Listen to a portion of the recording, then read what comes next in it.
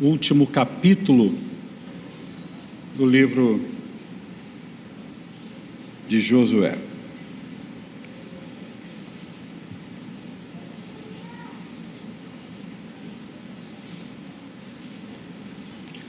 Queria que você, já com um texto aberto, nós não vamos lê-lo nesse momento, você imaginasse a seguinte cena.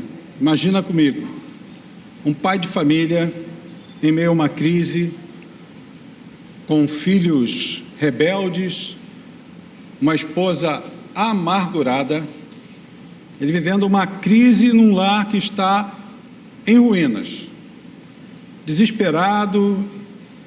Ele parece que vai buscar resposta em todos os lugares, mas ele não consegue encontrar as respostas devidas para os devidos ajustes diante dessa crise que se estabeleceu dentro de sua própria casa.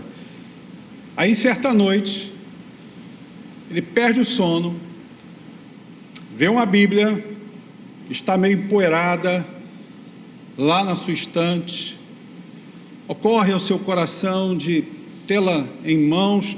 Ele vai abrir essa Bíblia, e aí ele abre no livro de Josué, nesse capítulo que iremos ler, de número 24, e ele se depara com as seguintes palavras, e essas palavras lhe saltam os olhos: escolhei hoje a quem sirvais. E ao final dessa frase, declara o livro: eu e minha casa serviremos ao Senhor.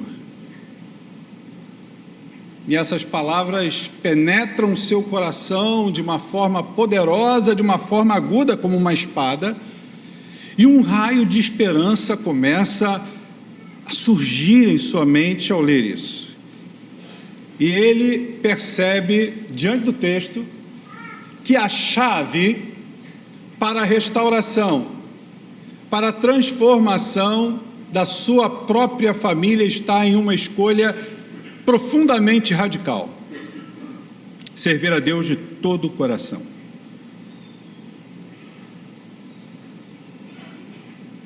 Imaginou comigo esse cenário? Esse exercício de imaginação que nos traz à mente a figura desse pai, e que termina com esse momento em que ele tem que fazer uma escolha, assim como sugere a frase dita por Josué. Na verdade, ela nos confronta com as escolhas que vão moldar ou modelar o destino da nossa própria família. Então vamos descobrir isso juntos? Vamos ler o texto, Josué 24. Nós vamos ler de forma alternada do verso 14 ao verso 25. Josué 24, 14 ao 25. Inicio a leitura para os irmãos, que é um texto que você vai ver que na sua Bíblia, a maioria das sociedades bíblicas colocam em epígrafe, o título Renovação da Aliança. Nós estamos falando sobre aliança. Diz assim o texto: agora, pois, temei ao Senhor e serviu com integridade e com fidelidade. Deitai fora os deuses aos quais serviram vossos pais da além do Eufrates e no Egito, e servi ao Senhor. Porém, se vos parece mal servir ao Senhor, escolhei hoje a quem sirvais, se aos deuses a quem serviram vossos pais, que estavam da além do Eufrates, ou aos deuses dos amorreus, em cuja terra habitais. Eu e minha casa serviremos ao Senhor. Então respondeu o povo e disse: longe de nós o abandonarmos o Senhor, para servirmos a outros deuses.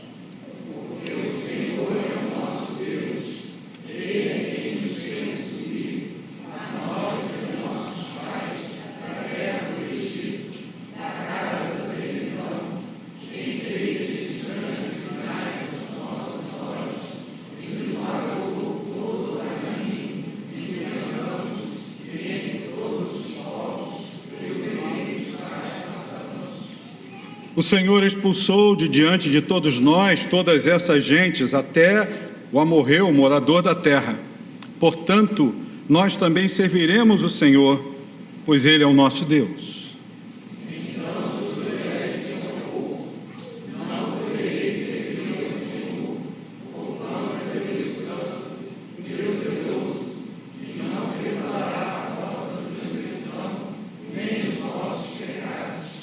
Se deixardes o Senhor e servirdes a deuses estranhos, então se voltará, e vos fará mal, e vos consumirá, depois de vos ter feito bem. Então disse o povo a Josué: Josué disse ao povo: sois testemunhas contra vós mesmos de que escolhestes o Senhor para o servir. E disseram: nós o somos. Agora, pois, ficai fora dos deuses estranhos, que há no meio de vós, e inclinai o coração ao Senhor, Deus de Israel. E disse o povo a Josué: ao Senhor nosso Deus serviremos e obedeceremos à sua voz. Assim, naquele dia, fez Josué aliança com o povo, e lá pôs os estatutos de direito e disciplina. Vamos orar mais uma vez. Pai, lemos o Teu livro santo, e agora, pelo poder e intermediação do Teu Santo Espírito que em nós habita, usa-nos para ouvirmos e praticarmos a Tua palavra, e usa-nos para expô-la para a glória do nome de Cristo. Nós oramos em nome do nosso Salvador, amado e querido. Amém e amém. Irmãos, eu gostaria de compartilhar com vocês nessa manhã sobre o tema a decisão mais importante para a minha família. A decisão mais importante para a minha família. Você pode repetir comigo o tema da mensagem desta manhã? A decisão mais importante da minha família. Bom, se nós temos que pensar sobre a decisão mais importante para a nossa casa, para a nossa família, nós precisamos entender que existe pelo menos 3 fundamentos que estão muito claros no texto, e vamos ver isso agora, para que nós possamos, de fato, tomar esta decisão, mas de forma consciente, porque muitas vezes, dada a nossa impulsividade ou a nossa falta exata e completa de pensarmos para tomar uma decisão, muitas vezes nós nos precipitamos e tomamos decisões, às vezes, que vão fazer a gente lá na frente sofrer justamente as consequências de uma má escolha. Então, nós temos aqui uma espécie de tripé no texto, e vamos ver isso agora. A primeira coisa que eu queria mostrar para vocês, que quando de fato estamos diante da decisão mais importante para a nossa família, nós precisamos ter consciência da urgência da escolha. Portanto, para tomarmos a decisão mais importante, que diz respeito as questões da nossa própria unidade familiar, nós precisamos pensar na urgência dessa escolha. O texto fala para a gente aqui, nesse capítulo 24 do livro de Josué, versos 14 e 15, algo que fundamenta essa ideia. A ideia do senso de urgência da escolha. Veja comigo o que diz os versos 14 e 15. Agora, pois, temei ao Senhor e servi-o com integridade e com fidelidade.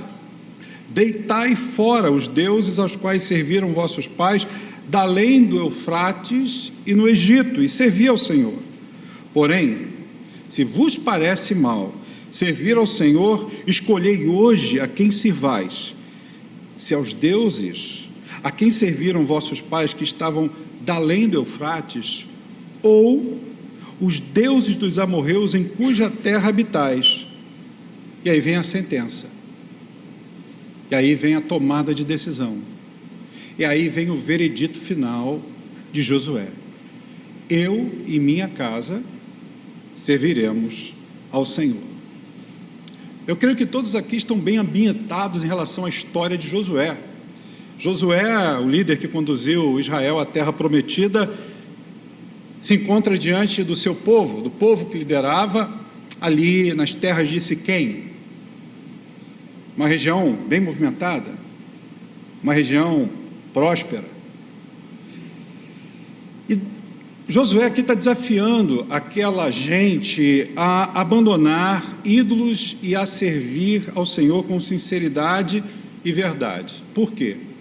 Porque mesmo na caminhada desde a sucessão de Moisés, que está para nós muito claro ali no capítulo 1 do livro de Josué, quando o Senhor declara: olha, Josué, o meu servo Moisés agora é morto, dispõe-te e se prepara para ser usado por mim, porque sou eu que te envio, não te mandei eu, diz o Senhor. Ser forte e corajoso, não te espantes, não temas, nem te desvie o teu coração para a direita ou para a esquerda. Não somente ser forte e corajoso, e faça tudo aquilo que eu ordenei ao meu servo Moisés. Coloque em prática, porque você já recebeu isso dele, agora é só dar continuidade. Mas só que o povo, mesmo assim, durante toda aquela caminhada de Josué, a liderança daquela gente, o povo se perdeu no meio do caminho. Josué, como líder daquela nação, detectara que no coração daquela gente ainda havia a necessidade de uma mudança completa, mesmo na caminhada e no período dessa caminhada também no exercício da religiosidade, porque eles se reuniam no tabernáculo para adorar o Senhor, eles se reuniam para fazer as suas orações, eles se reuniam para poder manifestar a sua prática de culto a Deus. Mas isso, na visão de um líder espiritual, não é o suficiente quando ele percebe que o povo, mesmo na caminhada, mesmo com todos aqueles rituais religiosos, mesmo com todo aquele perfil de um povo escolhido por Deus, ainda não estava vivendo necessariamente atendendo às demandas do coração de Deus. Esse povo havia constituído no seu coração e havia marcas na sua alma de idolatria. E ele percebe que uma nação, que um povo não começa apenas pelo status quo de sua civilidade, de sua política, de possuir um território que geograficamente demarque a sua possessão, não. Josué vai para muito além disso e percebe que a compleição, a formação de um povo não está nessas questões que envolvem uma geofísica ou política, mas está no começo de sua estrutura familiar. Josué era um exemplo, mas muitos que caminhavam com ele não haviam tomado posse, não haviam observado a vida exemplar de Josué e sua família. O povo está vivendo uma espécie de decadência espiritual. E perceba, você que é um ávido leitor da Bíblia, você que ama ler a palavra de Deus, você que conhece de forma muito específica o livro de Josué, Josué está no final da sua caminhada, quando ele percebe que não poderia passar para outra existência, para o outro lado da vida, sem ver o seu povo cumprindo a vontade de Deus de forma apaixonada, a partir de uma realidade poderosa de transformação no seio de sua própria casa, de sua família. E aqui ele está desafiando aquela gente a abandonar os ídolos e a servir o Senhor com sinceridade, com fidelidade, com verdade. E as palavras de Josué são carregadas de urgência, por isso a urgência da escolha. Por isso, esse é o primeiro passo para fundamentarmos a decisão mais importante que devemos tomar para a nossa família nessa manhã. A quem vamos servir? Escolhei hoje a quem servais. Eu quero dizer uma coisa para a minha igreja em alto e bom som nessa manhã. Não há espaço no seu coração para neutralidade ou indecisão. Quando Josué declara ao povo: escolheis hoje a quem sirvais, ele está dizendo: checkmate, acabou. Vocês não podem titubear, vocês não podem ficar assim cocheando entre dois senhores. A quem vocês vão servir? Josué está dizendo: eu estou incomodado, porque eu não estou vendo vida espiritual na face de vocês, nas reuniões de vocês, quando vocês comparecem diante do sacerdote, diante do altar, vocês não estão demonstrando isso, a idolatria no coração de vocês. E Josué diz assim: agora não há como ficar neutro, vocês vão ter que tomar a decisão. Eu quero fazer uma pergunta a você nessa manhã, meu irmão, minha irmã, queridos do Senhor. Em face às demandas da vida moderna, do seu dia a dia, do seu cotidiano, do seu corre-corre, você tem refletido sobre quem de fato você tem servido? E não me diga: pastor, de pronto eu tenho servido a Deus. Presta atenção, eu disse no início dessa prédica que nós não podemos tomar decisões baseadas no impulso, nós não podemos dar respostas fundamentais baseadas no impulso, nós precisamos ir ao mais fundo do nosso coração e fazer aquela oração que Davi fez no Salmo 139, quando no final ele vê a necessidade de que alguém possa detectar, alguém possa ir no mais profundo da sua alma e apontar-lhe o dedo e dizer para ele: olha, há esse pecado na sua vida, olha a essa incoerência que você vive no seio da sua família, e você precisa se arrepender, porque Davi orou lá no final do Salmo 139, Senhor, me ajuda, vê se há em mim algum caminho mau, porque eu não tenho conseguido enxergar. Eu sei que eu tenho, mas eu não consigo enxergar. Então me ajuda, Senhor, a ver isso, e guia-me pelo caminho certo. Pelo amor de Deus, toma-me pela tua mão, Senhor. Quem está orando é um homem segundo o coração de Deus, segundo a palavra de Deus. Eu não me vejo como um homem segundo o coração de Deus, você se vê? Mas Davi, segundo a palavra de Deus, era esse homem, e esse homem segundo o coração de Deus está se humilhando diante do Eterno, está dizendo: me ajuda, Senhor. Em meio às demandas da vida, você tem dedicado tempo para refletir a quem você está servindo, a quem você está honrando. Sabe por quê, irmãos? Porque a escolha para servir ao Senhor com toda a nossa dedicação de alma, com toda a verdade, com toda a integridade, com toda a fidelidade, não é uma decisão passiva, mas é um ato consciente e intencional.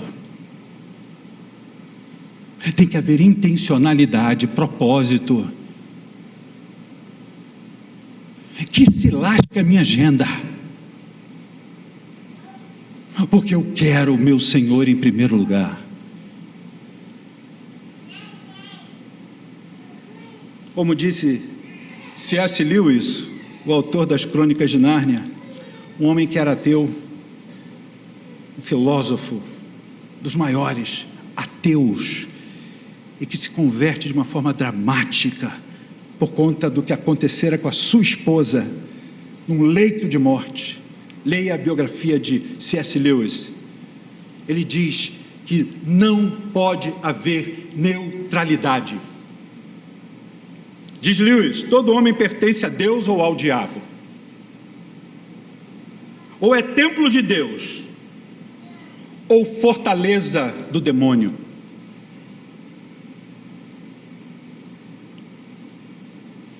Nossas famílias precisam de uma liderança espiritual, de líderes espirituais que tomem a iniciativa de conduzi-las sempre no caminho do Senhor. Nós precisamos revisitar o exemplo de Abraão. Vocês lembram Abraão?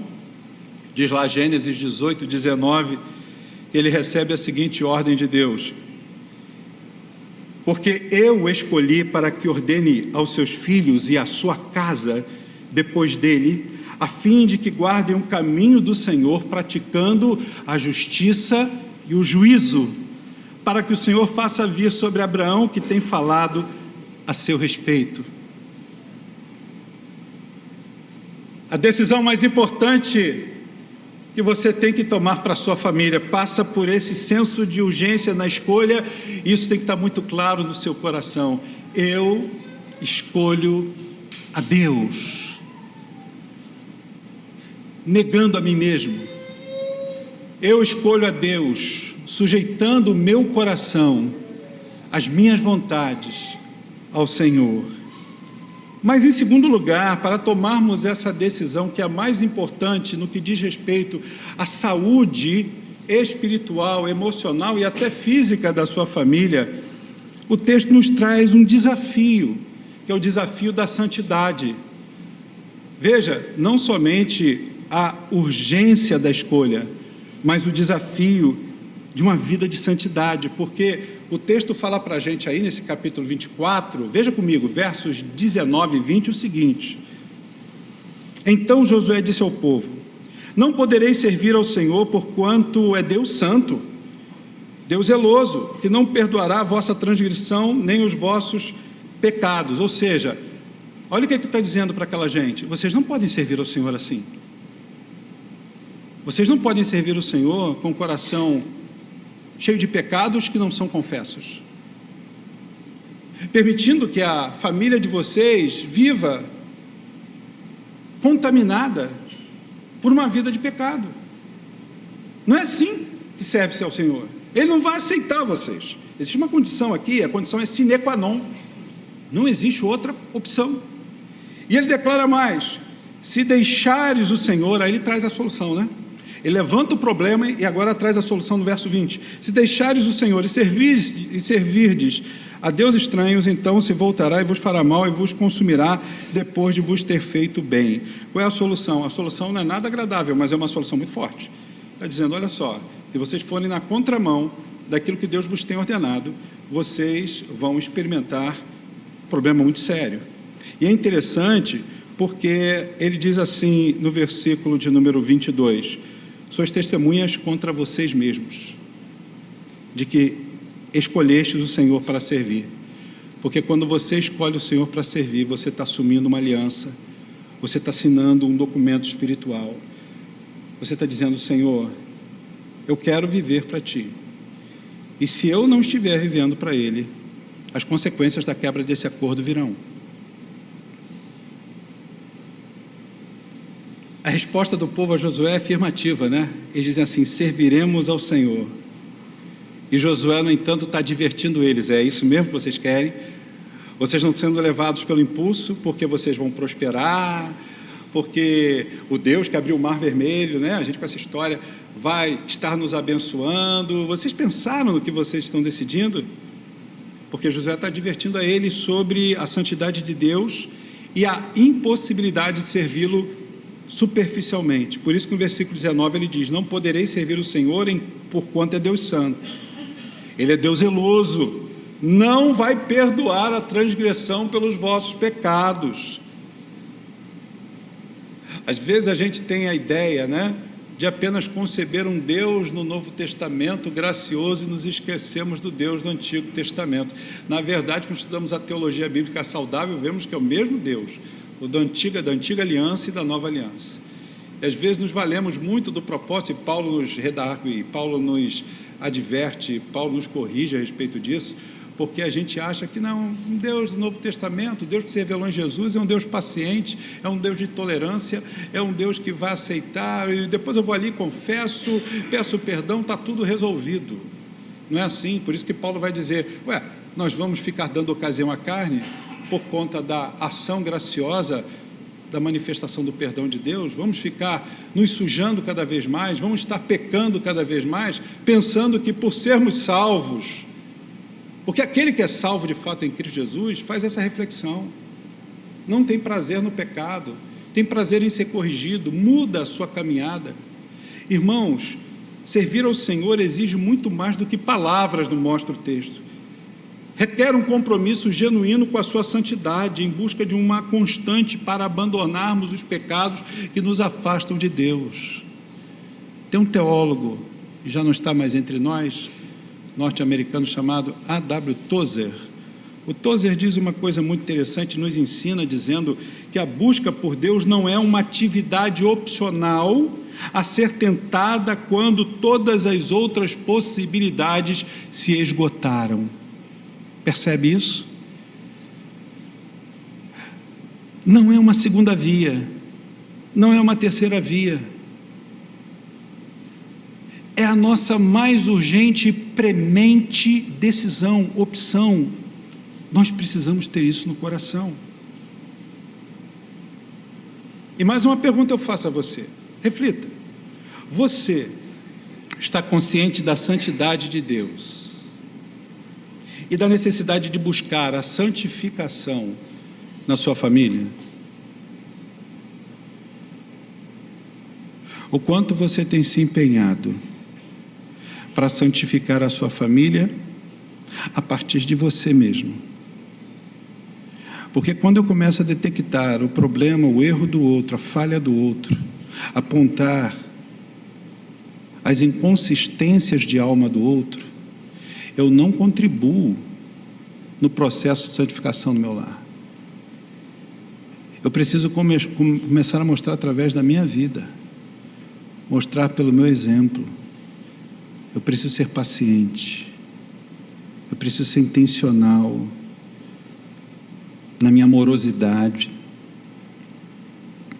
na minha fala, mostrar ao outro que a graça de Cristo tem transformado o meu coração.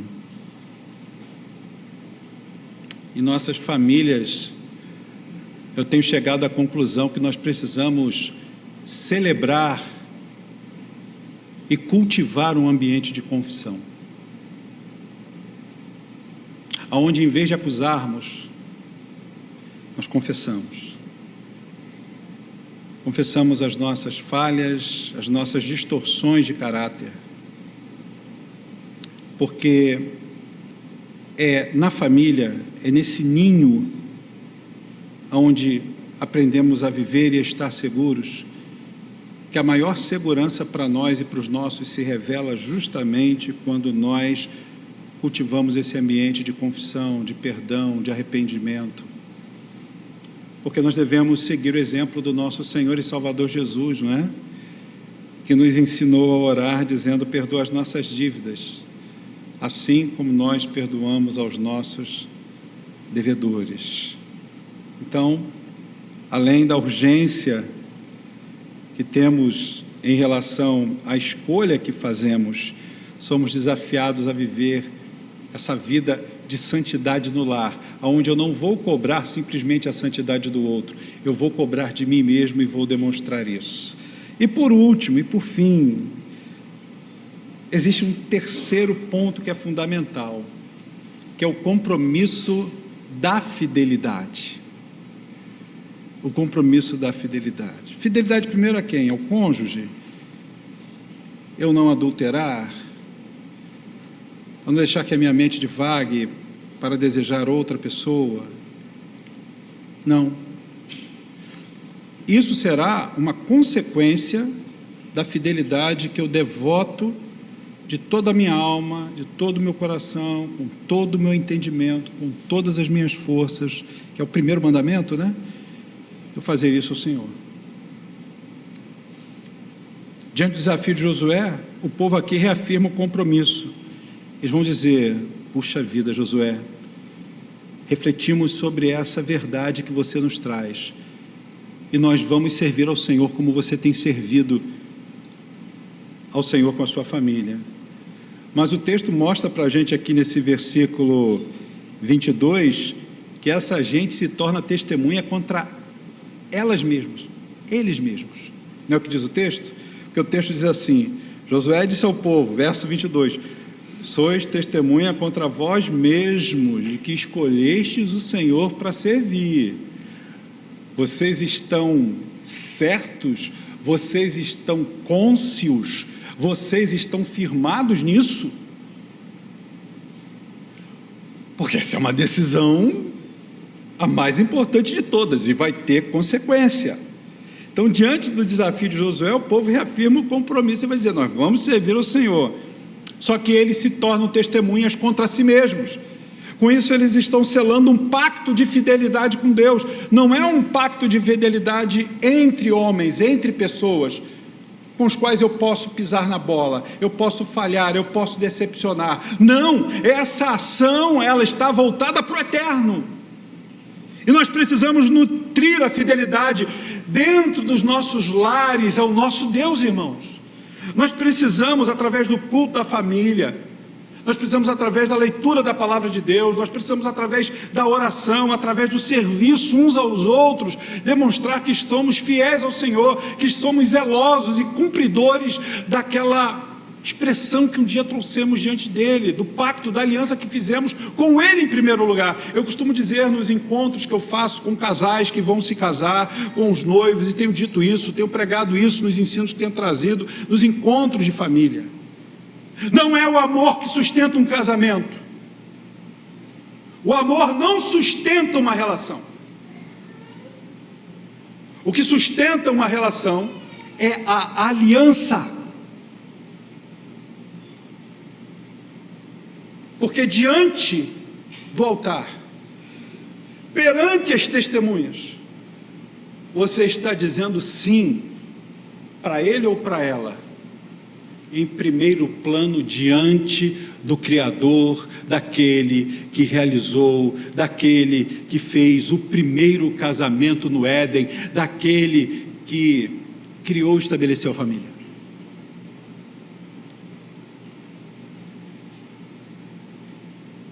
Se eu tive vontade de me separar da minha esposa, e já tive, só não fiz por causa da aliança com ele. Porque essa aliança, ela é sustentadora, porque me faz lembrar que nele, na minha relação com ela ou ela comigo, nós somos amados, somos perdoados, nós somos transformados. As vontades que estão diametralmente opostas à vontade de Deus para o nosso casamento, aquelas vontades que são contrárias, elas vão embora, elas cessam. Hoje está muito comum, viu? Você já ouviu falar no divórcio cinza? Alguém já leu sobre divórcio cinza aqui? É uma tendência dos nossos dias, tá? Já tem um tempo. O que é o divórcio cinza, pastor? Explica para a gente. São casais que criaram seus filhos, conseguiram de alguma forma se realizar profissionalmente, casais que construíram uma vida juntos, a maioria deles já aposentados, e de repente um ou outro toma a seguinte decisão: agora os filhos se foram, eu sou independente, mas eu não estou feliz ao seu lado, então estou indo embora. Isso é muito comum entre casais com 50, 60 anos de idade e até 70 anos. Recentemente eu li um caso de uma mulher, 55 anos, ela disse para o marido: eu estou indo embora. Ele estava vendo televisão, olhou para ela: como assim, indo embora? Ela disse para ele: olha, nossos filhos já estão criados, eu tenho meu próprio sustento, você tem o seu, vivemos uma vida legal juntos, mas eu não sou feliz ao seu lado, me sinto vazia. Eu quero ser feliz, eu ainda tenho algum tempo de vida, talvez 2 décadas, agora eu quero experimentar de felicidade. Isso é mais comum do que você possa imaginar, tá? Porque casais como esse nunca firmaram ou se esqueceram do compromisso que fizeram diante do Eterno e diante da aliança com Deus. Jesus nos ensina isso.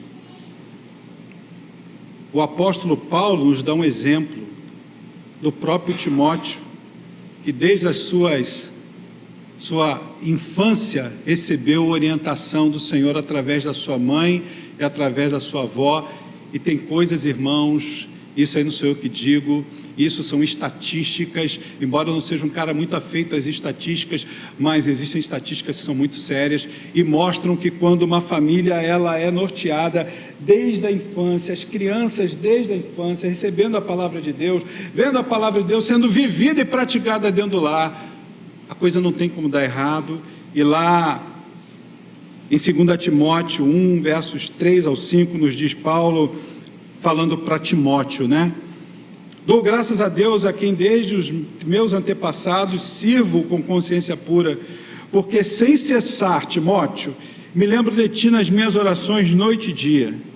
Lembrado das tuas lágrimas, estou ansioso por ver você, para que eu transborde de alegria, pela recordação que guardo da tua fé sem fingimento, a mesma que primeiramente habitou a tua avó Lóide, e em tua mãe Eunice. Eu estou certo de que também esta fé está em você. A fé começou no coração da avó, que transmitiu a sua mãe e sua mãe a ele. Deixa eu dizer uma coisa para você. Essa fé, ela é fundamental. Agora, a manutenção dessa fé e viver essa fé sem fingimento é mais fundamental ainda, porque os seus filhos vão crescer vendo você na relação com o seu cônjuge. Você que é pai, você que é mãe, viva uma fé não fingida dentro de casa. Se vocês dois são crentes no Senhor Jesus, porque os filhos vão crescer. E essa fé sem fingimento leva a esposa a ter uma dedicação, um amor, um respeito pelo seu marido, como está para nós descrito na palavra de Deus, porque o seu marido é o marido que não grita com ela, porque é o marido que a ama como Cristo amou a igreja, e como Cristo amou a igreja de forma sacrificial, ele morreu por ela, ele se entregou por ela, ele foi capaz de morrer por ela, pela igreja. E a palavra de Deus diz que os maridos devem viver esse amor. Aliás, há mais ensinamento quanto à estabilidade e à realização no casamento demandadas para o marido do que para a mulher na Bíblia.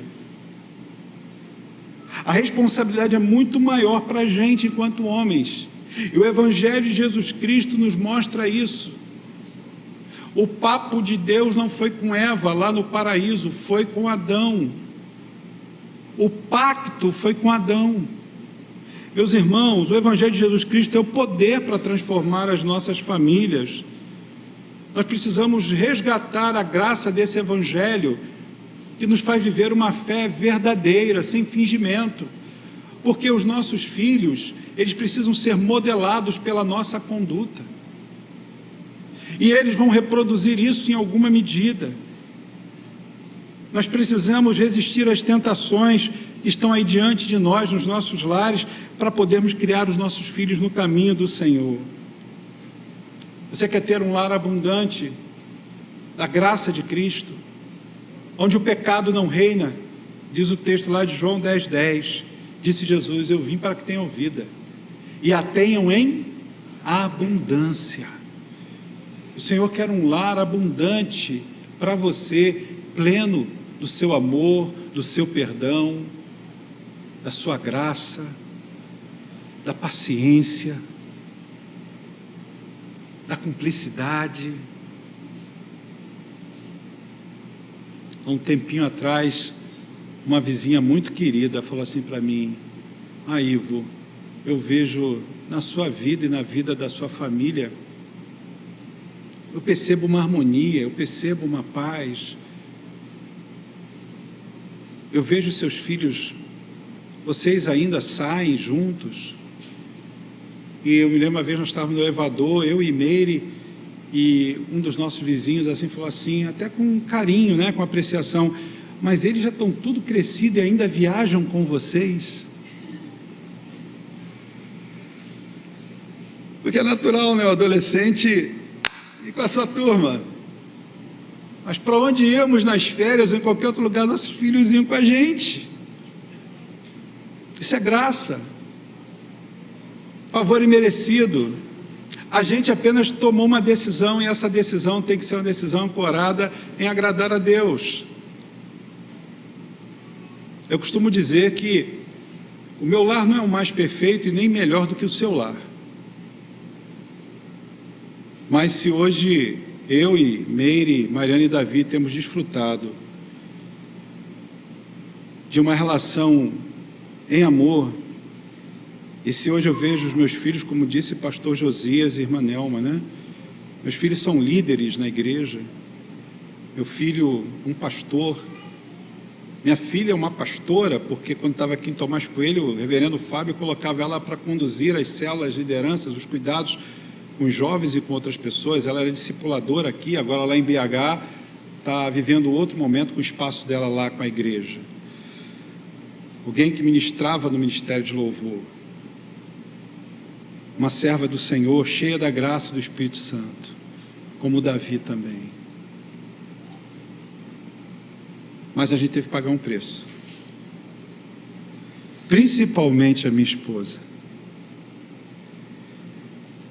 De ter um olhar atento em relação às mudanças na vida dos nossos filhos. De dizer muitas vezes não. De frear com autoridade. A gente costumava brincar lá em casa dizendo que eu era a graça e a Meire era a lei.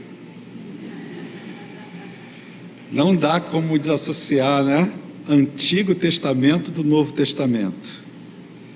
Elas se complementam, né? E essa mistura, para a glória de Deus, deu certo. A gente não pode criar os filhos na igreja. Crie os seus filhos em casa. Comece a educá-los em casa. A igreja vai complementar, mas é em casa que a gente tem que começar a colocar os limites. Benditas as varadas que eu tomei de papai. Vai dar conselho tutelar hoje em dia. Graças a Deus, tomei correada, tomei varada, cabo de vassourada e não morri. Coisa boa, né? Claro, não estou aqui incitando papai e mamãe a fazer isso com o filho para dar certo, não. Isso foi a educação que eu recebi lá atrás, mas disseram para mim em alguma medida: para, chega, vamos juntos, vamos para casa do Senhor, porque papai vai todo domingo, vai de manhã à noite, não vai só de manhã não, vai à noite também. Porque à medida que você se envolve com o Reino de Deus, seus filhos vão ver você envolvido com isso. Eles vão reproduzir isso. Eu quero terminar dizendo para vocês, como Paulo exortou os maridos lá em Efésios 5:25, hoje eu bato na gente, diz o texto: maridos, amem suas mulheres assim como Cristo amou a igreja e se entregou por ela. A decisão mais importante que você pode tomar para a sua família, além desse senso de urgência, não é? Da escolha, do desafio da santidade, é o compromisso de fidelidade. Seja fiel, meu irmão, seja fiel, minha irmã. Eu quero convidar nesse momento o Ministério Louvor para vir aqui à frente. Eu queria convidar a todos a se colocarem de pé. Porque esse texto de Josué 24 fala sobre a renovação